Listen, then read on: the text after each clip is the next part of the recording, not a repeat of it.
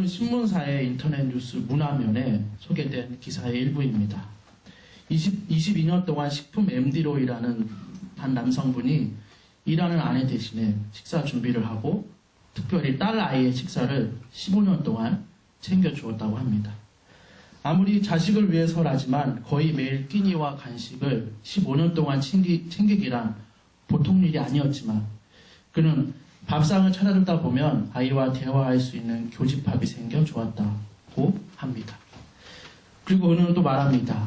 밥상에서는 딸에게 잔소리를 일절하지 않는다. 공부와 이야기는 물론이고 이거 먹어라 저거 먹어라 가르치려 하지 않는다. 편식 걱정 안 해요. 우리도 어려서 다 안 먹던 거 많잖아요. 크면 다 먹어요. 안달복달 생각 없어요. 먹기 싫으면 냅둬요. 억지로 먹일 필요는 없어요. 그런데 먹어보자고 살살 빼는 노력은 꾸준히 합니다. 예를 들면 카레 해줄 때는 채소를 다 갈아 넣는다고 합니다. 딸아이가 채소를 좋아하진 않지만 눈에 보이지 않으면 먹기 때문이라고 합니다. 자녀에게 밥을 해주고 싶다는 마음이 생기면 이거는 남자분들한테 해당될 수도 있는 것 같은데 쉬운 음식부터 도전해 보라고 그는 말합니다. 그리고 실수조차 즐겁게 생각하라고 조언합니다. 실패하면 어때요? 실패도 자녀와 나와 함께 놀 수 있는 거리가 되잖아요. 그러면서 자녀와 같이 다시 만들어 보는 기회도 생기죠. 그는 딸아이가 중2병 같은 건 없다고 합니다.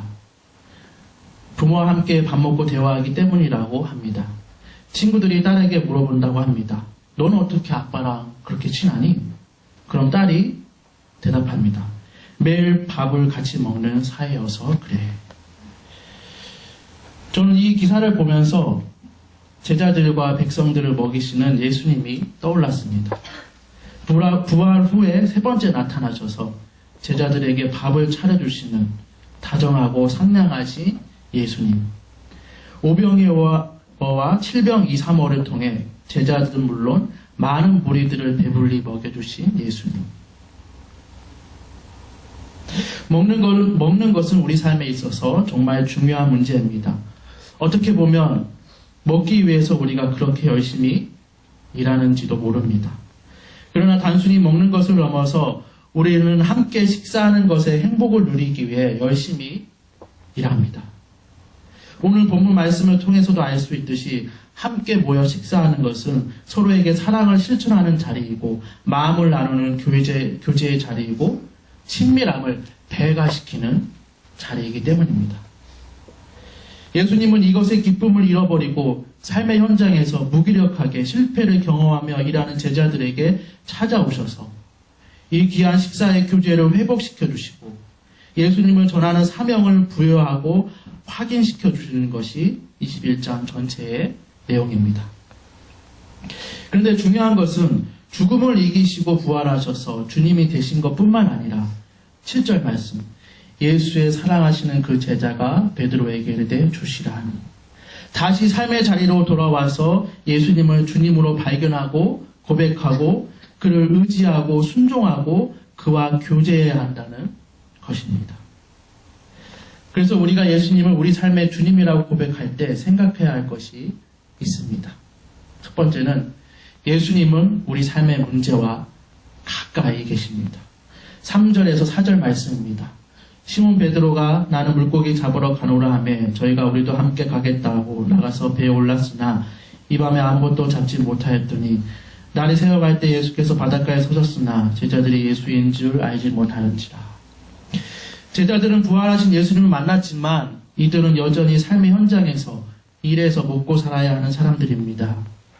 예수님이 부활하셨다는 이 엄청난 복음을 당장이라도 여기저기 돌아다니며 전해야 할 것 같지만 이들은 그런 모습보다는 예수님의 제자가 되기 전에 삶의 터전으로 돌아왔습니다. 날이 샐 만큼 열심히 고기를 잡고 있습니다. 이들이 왜 이렇게 되었을까에 대해서 주석가마다 다른 해석이 있습니다. 어떤 주석가는 이들이 먹고 사는 문제에 얽매여 예수님이 주신 사명을 잊어버렸다. 배교했다. 어떤 이는 말하기를 부활하신 예수님을 만났지만 무엇을 할지 몰라 방황하다가 몸에 배었던 이전의 일들을 하며 시간을 보내고 있었다. 라고 합니다. 어떤 주석가는 사도 바울이 천막 치는 일을 하며 전도 여행을 한 것처럼 이들도 복음을 전하기 위해 준비를 하고 있었다고 해석하기도 합니다. 아무튼 중요한 것은 이들은 지금 삶의 현장에 있다는 것이고 어떤 마음과 계획으로 고기를 잡고 있었는지는 정확히 모르지만 이들의 상황은 분명 예수님이 필요한 상황이고 그것을 아시셨다는 것입니다. 그들의 삶의 현장에 특별히 고기를 아무것도 잡지 못하는 이 문제의 상황에 예수님이 가까이 계셨다는 것입니다. 그 예수님이 가까이 계셨지만 제자들은 예수님을 알아보지 못하고 그러나 예수님은 얘들아 친밀하게 부르시며 말씀하십니다. 너희에게 고기가 있느냐? 고기가 잡히지 않아 생계의 위협을 느끼는 제자들의 문제 가운데로 예수님은 들어오시고 말씀하셨습니다. 굳이 고기가 잡히지 않은 이 문제를 아시면서 왜 고기가 있냐고 물어보셨을까요? 왜 아픈 곳을 찌르실까요? 주님이신 예수님 앞에 그들의 문제와 원하는 바를 직접 고백하고 듣기를 원하셨기 때문입니다. 밤새 고기를 아무것도 잡지 못했어도 그것이 주님이신 예수님 앞에 무엇이 문제가 되겠느냐라고 예수님은 반문하고 있는 것 같습니다. 예수님께서는 우리 삶의 문제도 모르실까요? 잘 아시는데 모른 척 하시는 걸까요? 제자들과 같이 우리도 주님이신 예수님 앞에 우리의 문제를 직접 고백하기를 원하실까요? 예수님은 우리 삶의 문제와 가까이 계십니다. 우리와 항상 함께 하시기 때문입니다. 우리와 항상 함께 하신다. 이 귀가 따갑도록 들었던 이 메시지를 우리는 잊고 살 때가 얼마나 많은지 돌아보게 됩니다. 우리 삶에서 역사하는 임마누엘의 은총을 우리의 교만이 가로막고 있을지도 모릅니다. 나는 내 개인적인 삶의 문제를 해결받으려고 신앙생활하는 거 아니야 라는 이상한 분리주의의 생각들이 임마누엘의 은총을 가로막고 있는 것은 아닌지, 그래서 우리 삶의 문제에 가까이 계신 예수님을 우리가 밀어내고 있는지도 모릅니다. 6절 말씀입니다. 가라사대 그물을 배 오른편에 던지라 그리하면 얻으리라 하신대 이에 던졌더니 고기가 많아 그물을 들 수 없었더라. 그물을 배 오른편에 던지라. 예수님은 또한 우리 삶의 문제에 대한 답을 알고 계실 뿐만 아니라 그분의 말씀에 순종하기를 원하십니다. 순종이 늘 어렵게 느껴집니다. 순종은 쉽지 않습니다. 우리의 생각과 뜻과 경험을 포기하고 결단해야 하는 것이며 순종하면 이상하게도 주의 시선도 만만치 않습니다. 그러나 다시 6절 그리하면 얻으리라. 그물을 오른편에 던지면 고기를 얻습니다. 순종하면 얻습니다. 해결됩니다. 순종만 있지 않습니다. 순종과 함께 약속이 있습니다. 그렇다고 그냥 순종만 하면 된다면서 우리의 삶의 문제를 단순화시키려는 것은 아닙니다. 우리가 누구에게 순종하는 것인지를 기억하자는 것입니다. 우리 삶의 문제는 복잡합니다. 얽혀있을지도 모릅니다. 그렇다고 주님의 능력이 없고 부활하신 주님이 우리 삶의 문제에 대해 아무런 계획도 없이 개입하시겠습니까?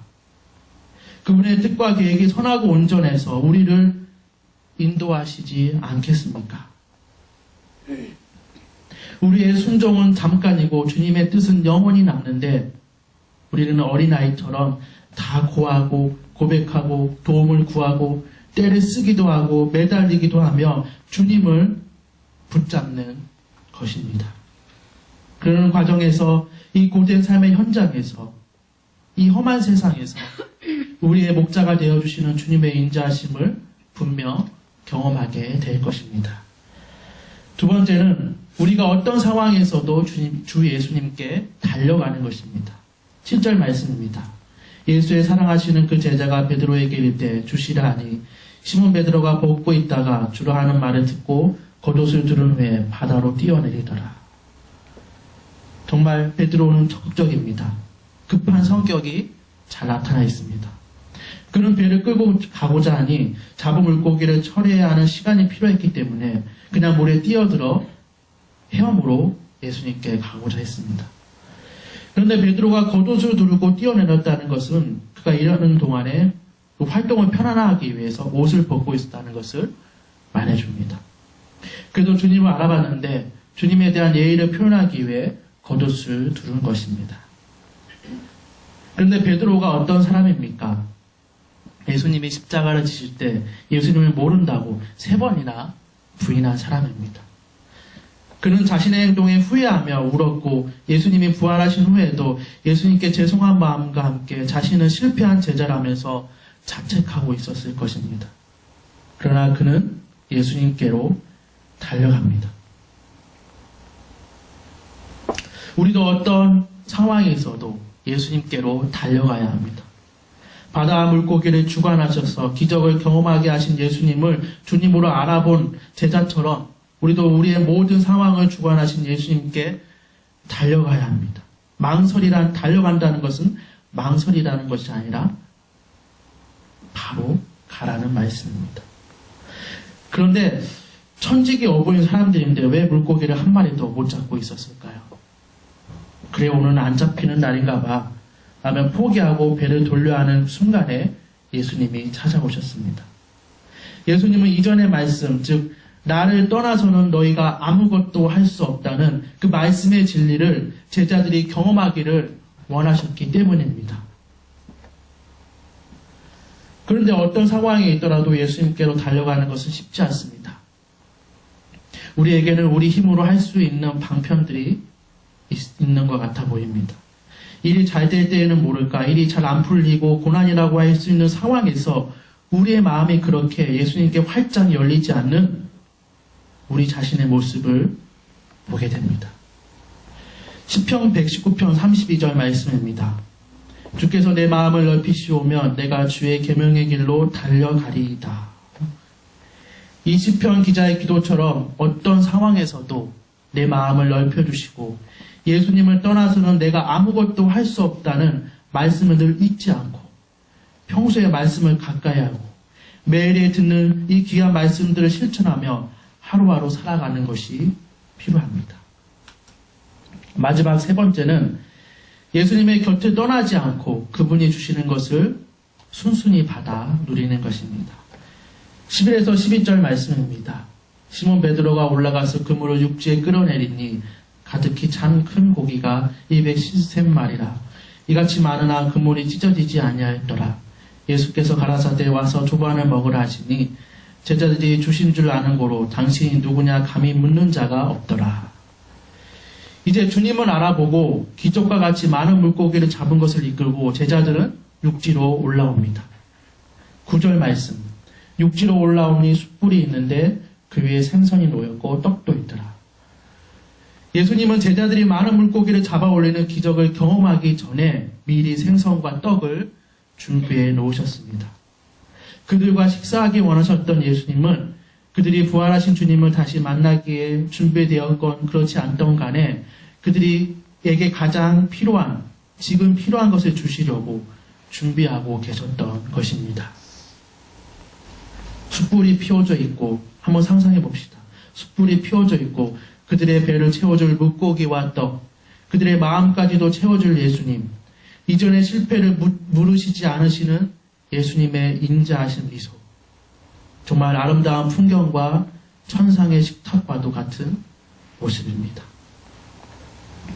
그런데 중요한 것은 이 식사의 자리에서 제자들은 별 말이 없습니다. 주님이 앞에 계시기에 더 이상 물을 말도 없고 염려할 필요도 없고 내일 또 바다에 나가 고기를 잡을 생각에 힘들어하지 않아도 됩니다. 그저 예수님의 곁을 떠나지 않고 예수님이 주신 생선을 주시면 생선을 먹고 떡을 주시면 떡을 먹으면 됩니다. 우리도 주님 앞에 있습니다. 말씀을 통해서, 기도를 통해서, 교제하고 찬양을 통해서 주님을 높여드리고 있습니다. 주님은 예배를 통해서도 우리에게 은혜를 베풀어 주시고 삶에서도 은혜를 베풀어 주십니다. 우리는 이것을 받아 누리고 감사하면 되는데 무엇을 더 염려하고 걱정하고 있습니까? 그래서 우리는 이 자리를 떠나지 않고 예배의 자리를 통해 봉사의 자리를 떠나지 않는다면 어떻게 보면 정말 어렵지 않게 가장 쉽게 주님이 주시는 은혜들을 받아 누릴 수 있습니다. 이제 설교 말씀을 맺겠습니다. 부활하신 예수님은 우리 삶의 주님입니다.